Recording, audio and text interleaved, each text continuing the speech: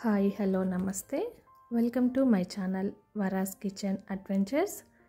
ఈరోజు మన వీడియోలో తెలంగాణ స్పెషల్ సోరకాయ సర్వపిండి.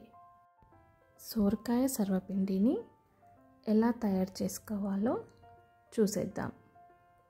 సోరకాయ సర్వపిండికి కావాల్సినవి 2 కప్పుల బియ్యం పిండి, 1 కప్పు సోరకాయ తురుము,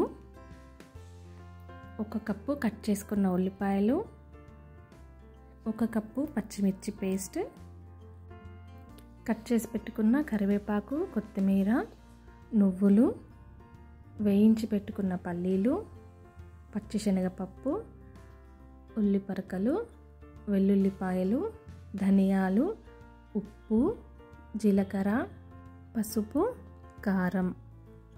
ఇప్పుడు బియ్యం పిండిలోకి తురిమి పెట్టుకున్న సోరకాయని, పేస్ట్ చేసి పెట్టుకున్న పచ్చిమిర్చిని, కట్ చేసి పెట్టుకున్న కరివేపాకు, కొత్తిమీరని, కట్ చేసి పెట్టుకున్న ఉల్లిపాయ ముక్కలు, పల్లీలు, నువ్వులు, శనగపప్పు, ఉల్లిపరకలు, పసుపు, కారం, ఉప్పు,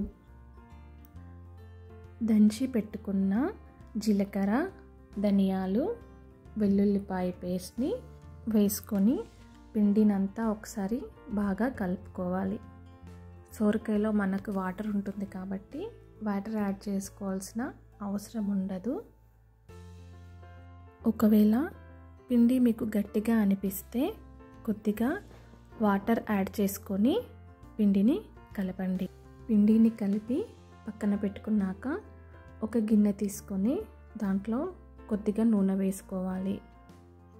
ఇప్పుడు కొద్దిగా పిండి ముద్దను తీసుకొని ఆ గిన్నెకి సమానంగా పిండిని పెట్టుకోవాలి.